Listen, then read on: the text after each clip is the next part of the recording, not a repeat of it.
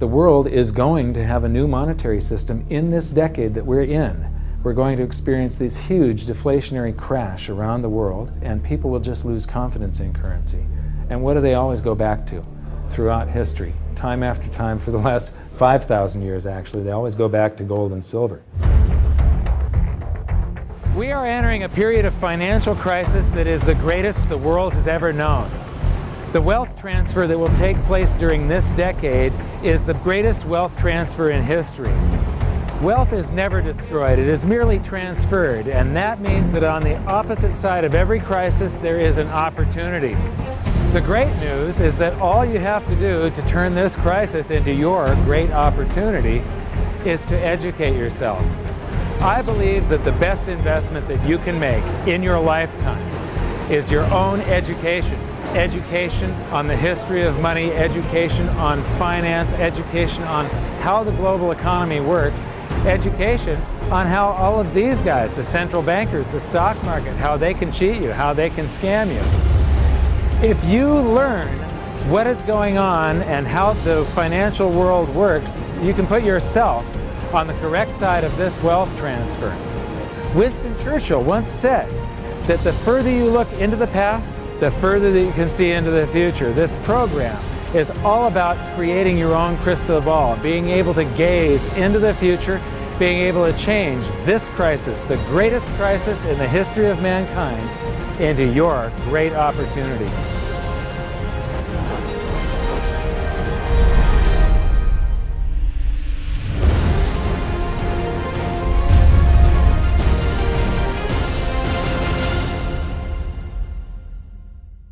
So it all started back in 1999 when my sister and I hired a financial planner to help my mother with her assets, and we gave him control of the family's assets, and in the next year and a half he lost 50% of what she had. You know, he would come to us every 6 months, we'd have a meeting, and he'd have this smile on his face, just ear-to-ear smile, going, "We did really well. The S&P lost 24% and you only lost 18." And so I fired him and I moved all of her assets to cash, and I dove into studying the financial markets, which led me into studying the economy. And when you start reading about the global economy, the people that are concerned with trade deficits and budget deficits, it's the hard money advocates, the gold community.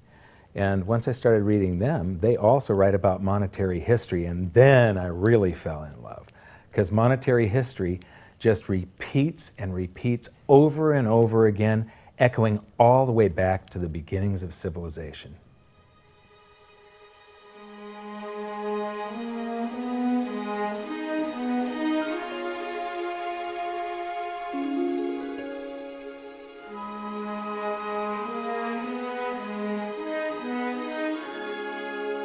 Gold and silver have been the predominant currencies for about 5,000 years, but it wasn't until somewhere between 680 BC and 630 BC that they became money.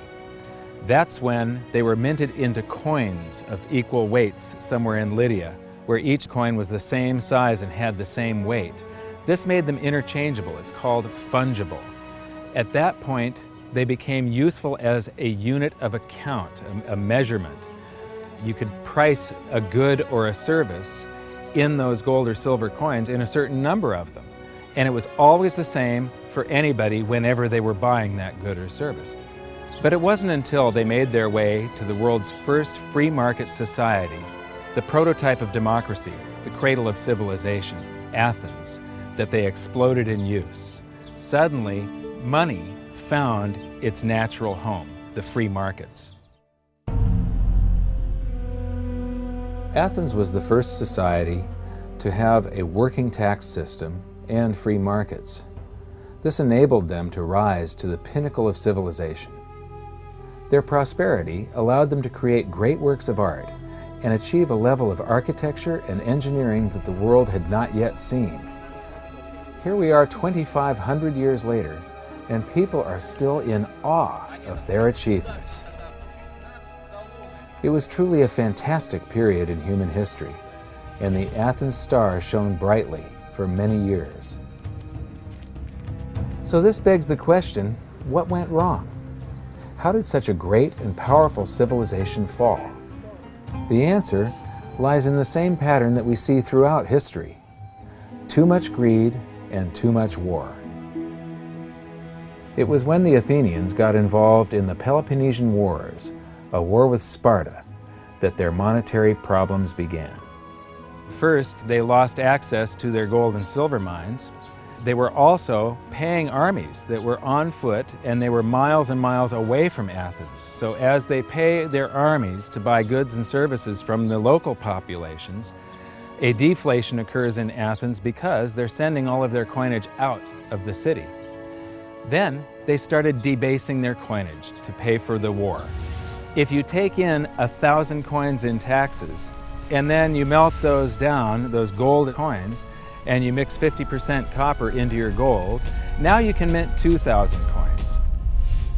So if you take in only 1,000 coins, but you spend 2,000 coins, what is that called? That is deficit spending.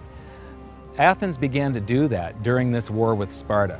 They also had these great public works, which were very expensive, and they finished the Temple of Athena Nike during the truce in the middle. There was a 6-year truce in the middle of this 27-year war.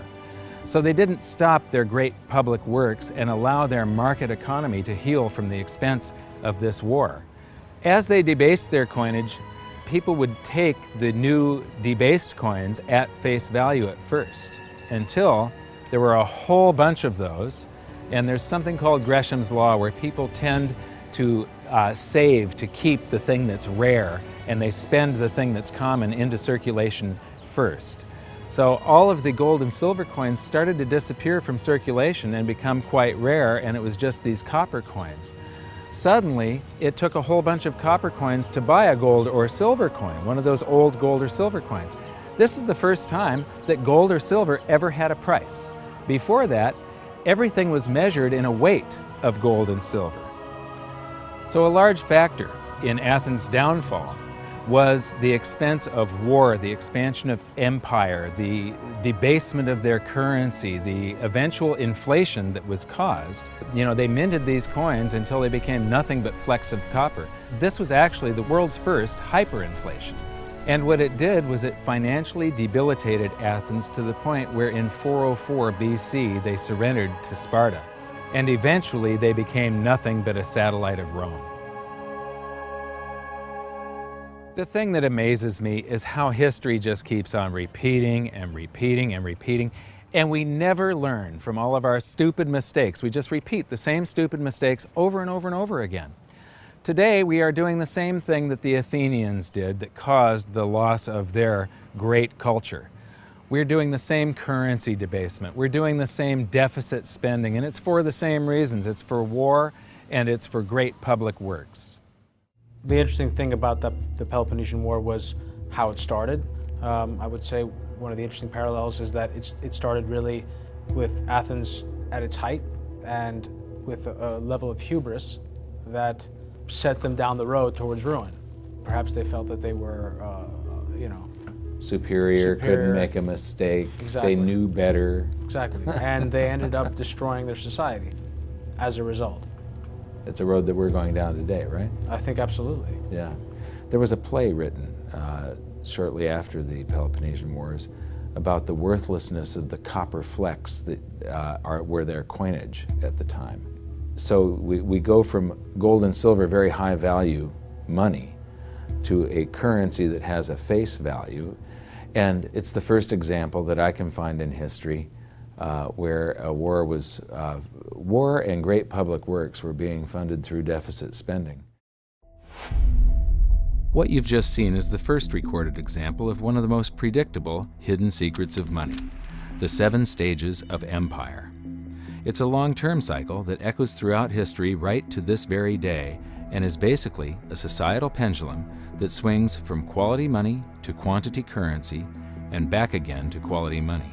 It always plays out in 7 stages. It always ends with gold delivering a knockout blow to debased currencies. And it goes like this. Stage 1. A country starts out with good money, which is either gold or silver, or it's backed by gold or silver. Stage 2. As it develops economically and socially, it begins to take on more and more economic burdens, adding layer upon layer of public works. Stage 3. As its economic affluence grows, so does its political influence, and it increases expenditures to fund a massive military. Stage 4. Eventually, it puts its military to use, and expenditures explode. Stage 5. To fund the war, it steals the wealth of its people by debasing their coinage with base metals, or by replacing their money with currency that can be created in unlimited quantities. Stage 6. The loss in purchasing power of the expanded currency supply is sensed by the population and the financial markets, triggering a loss of faith in the currency. Stage 7. A mass movement out of currency into precious metals and other tangible assets takes place. The currency collapses, and gold and silver rise in price as they account for the huge quantity of currency that was created. This process transfers massive wealth to those who had the foresight to position themselves beforehand in real money, gold and silver. You know, our monetary system basically steals from the poor and middle class and transfers the wealth to the banks. We see this throughout history, and it's just repeating over and over again. What's happening in Greece right now is basically the same thing that was happening back in 407 BC. The deficit spending to fund all of these public works and the debasement of their currency supply caused them to become nothing but a satellite of Rome. Today, they're becoming nothing but a satellite of the banks. Well, the idea of Gresham's law is simply that people are going to hold on to what's value and spend what isn't valuable.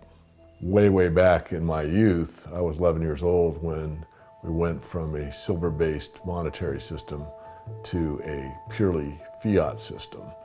People saw that silver was money, they got used to it, they didn't really think about it. And in 1965, under President Johnson, he basically said, well, silver's too valuable to be money. We're going to just start putting out these substitutes, which were what we call cupro-nickel coins. They were nickel, they were copper plated with nickel at the time. And of course, the metal value was far less. And I understood that as a kid, and yet very few adults really seemed to get the idea of what was really going on. There were a few, and it only takes a few. And of course, the Gresham's law took effect, so the currency came out of circulation rapidly. It's very interesting to me, knowing monetary history fairly well, is they're always, put out in silver-looking or gold-looking form. I mean, in most cases, you'll have, in fact, they look rather interesting. I mean, some of them are like silver on the inside and gold on the outside. With the look, they have no value at all, really, other than melt value of pot metal. To me, it's sort of at a subconscious level. Why are they making them gold colored? Why are they making them silver colored? I think there's an inherent knowledge in the human species that knows that gold and silver have value. So if they look in their pocket and they see something gold colored or silver colored, it gives them kind of a warm, fuzzy feeling. And it's like, oh yeah, but there's no value in these coins, really.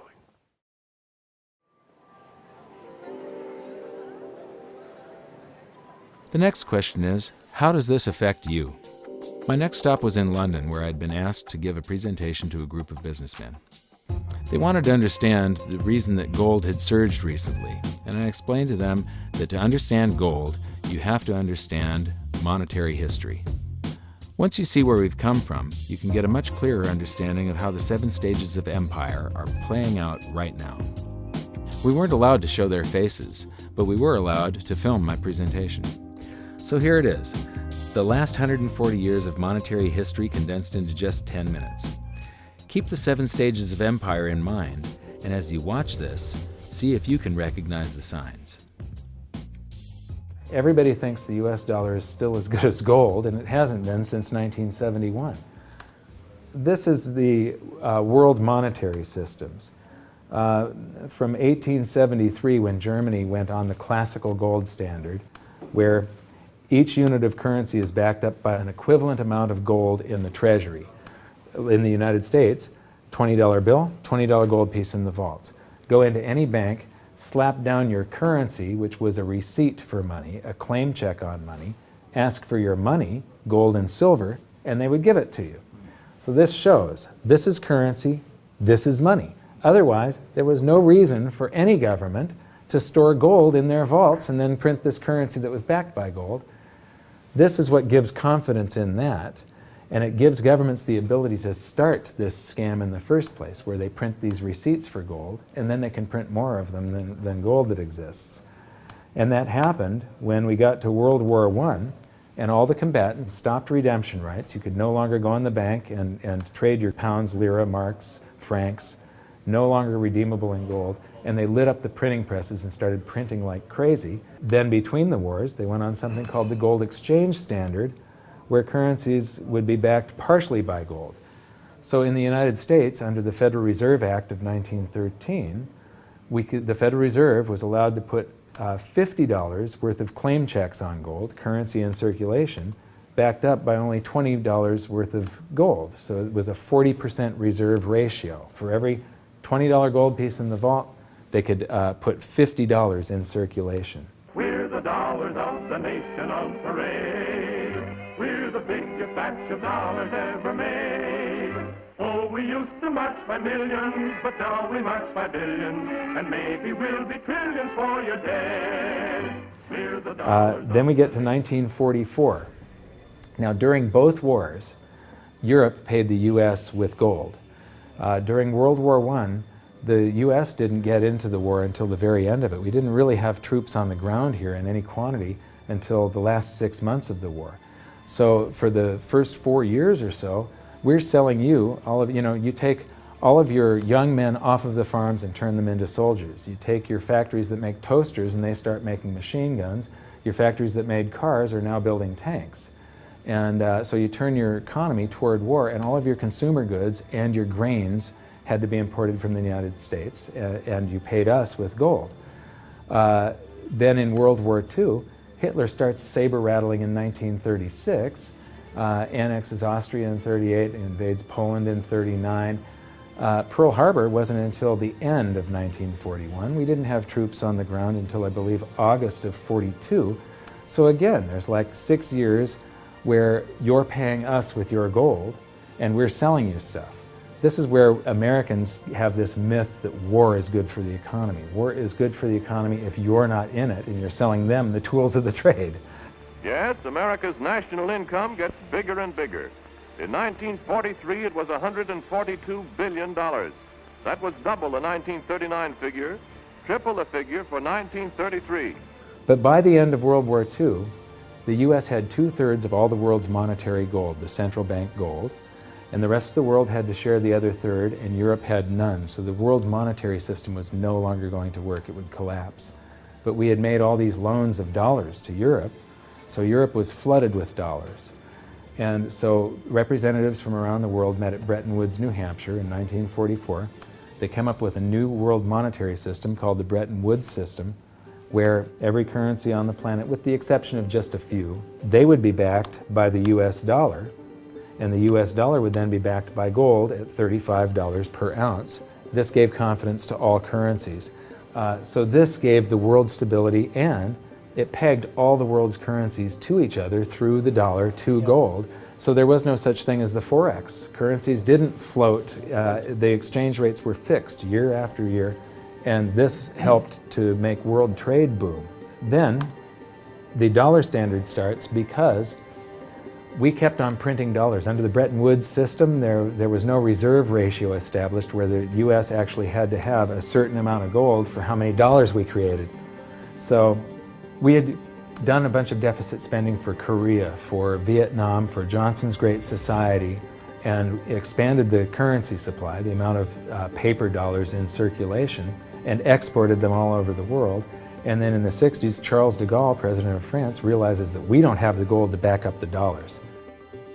Le fait que beaucoup d'États acceptent par principe des dollars au même titre que de l'or entraîne les Américains à s'endetter, et à s'endetter gratuitement vis-à-vis de l'étranger, car ce qu'ils lui doivent, ils le lui payent avec des dollars qu'il ne tient qu'à eux d'émettre.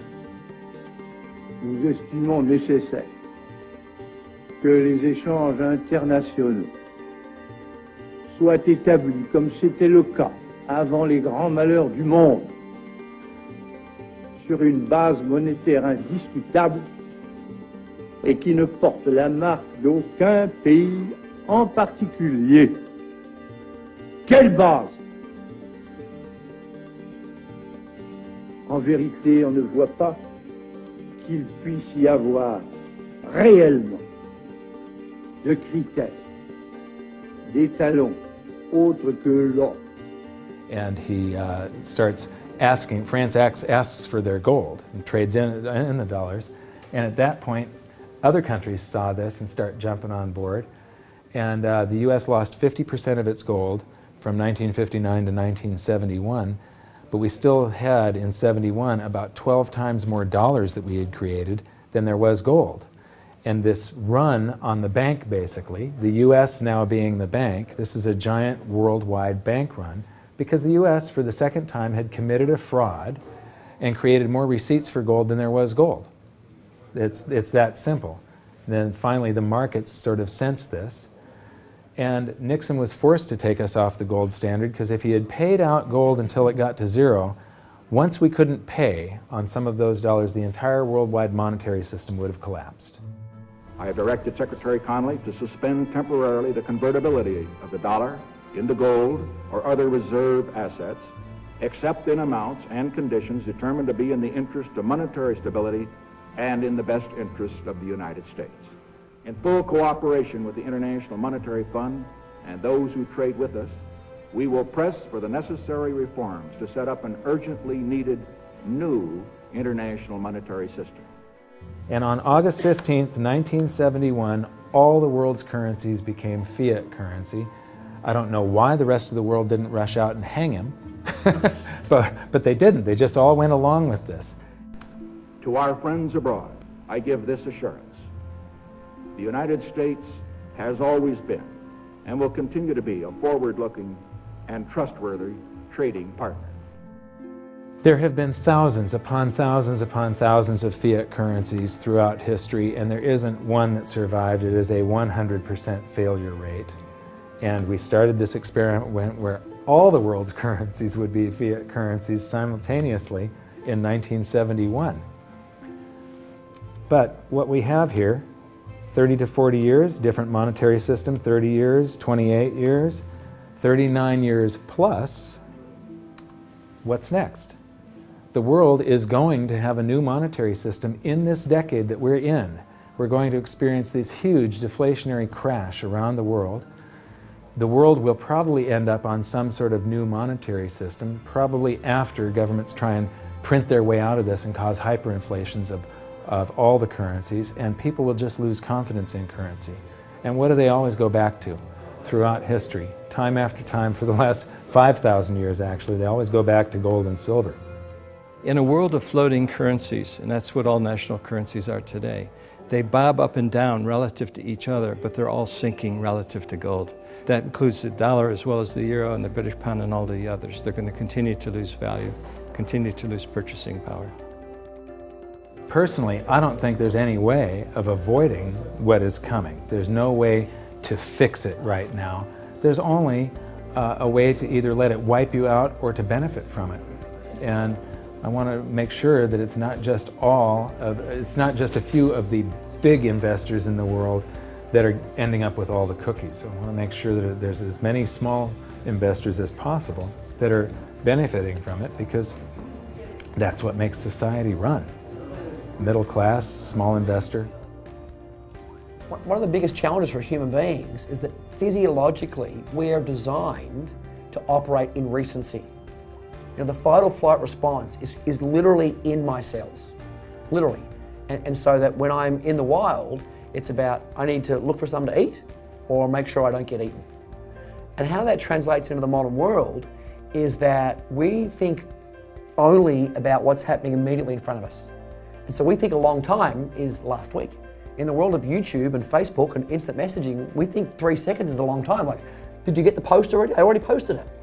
And the reality is, if you look at history, and I don't mean a week, I don't mean a month, I mean decades, I mean 100 years, I mean a couple of 100 years, I mean more than a couple of 100 years, you can start to see some patterns. You can see some things that are going on because history repeats itself. There are some trends and there are some movements that you can learn from.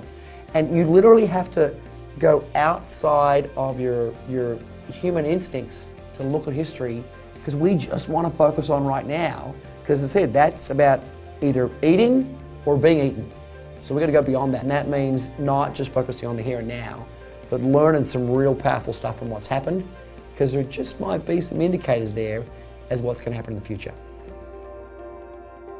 Now, the 7 stages of empire, just as a reminder, started with sound money, and then a country adds layers of public works and social programs, and then develops a massive military, and then puts that military to use, and to pay for the war, it debases its currency supply, which causes a loss of faith in the currency, which then leads to a currency crisis, and gold does an accounting of the expansion of that fiat currency supply that happened over all those years of the first 5 stages. We are in the 6th and beginning the 7th stage. Gold started the accounting in the year 2001. It was $250 then, but we're still in the very early stages of this. Well, that's right. I think one of the problems with gold is people just don't understand it. I mean, for one thing, it's sort of been banished from the curriculum for 35 years. We have going on 2 generations of academics and scholars who have never studied gold. Unless you're a specialist in economic history, you can go back and look at it. Now, when I was in university and even when I was in graduate school in economics, we were still on the gold standard in some form. It was fairly attenuated, but when you studied the IMF and you looked at how they present the finances of a country and the breakdown of the reserves and the capital accounts, gold was a line item in the capital account, and you had to understand how it, what role it played and how it could equilibrate in terms of balance of trade. Well, that's gone. The IMF, Nixon went off the gold standard in 1971, and bright young economic students just don't understand gold. They think it's a joke, or they think it's maybe a commodity trade or a momentum trade. They don't understand that it really is money par excellence. So now we've learned that money was born in roughly 630 BC when it became fungible. It was free markets and sound money that led to Athens' great prosperity. But debasement of their money for deficit spending on war and public works played a large role in their demise. Over the past 140 years, we've debased our own currencies to the point where 2 generations of scholars don't even understand gold. We learned about Gresham's law and that bad money drives out good. In recent history, there has been a new monetary system roughly every 40 years. And we've learned that we are in the 6th stage of the 7 stages of empire. So that's it for this episode. Join us next time when we learn more about the chaotic state of the US dollar standard and how it's going to affect you no matter where you live on the planet. When I wrote my book, I said that we're coming into an era that is going to be the greatest wealth transfer in the history of mankind. Therefore, it's the greatest opportunity in the history of mankind. I've made it my mission to help as many people as possible get through this crisis and to come out on the best side of the wealth transfer. I've just finished filming an exclusive presentation titled How the 7th Stage Will Unfold, where I detail what I'm doing personally to prepare for a range of scenarios. It's available at hiddensecretsofmoney.com as part of your free information toolkit. So my challenge to you for this episode is to try and find a single example in all of monetary history of a crisis that was brought on by too much deficit spending, too much debt, and too much currency debasement being solved by more deficit spending, more debt, and more currency debasement. Until then, good luck, and I'll see you at the bonus presentation at hiddensecretsofmoney.com. Thanks.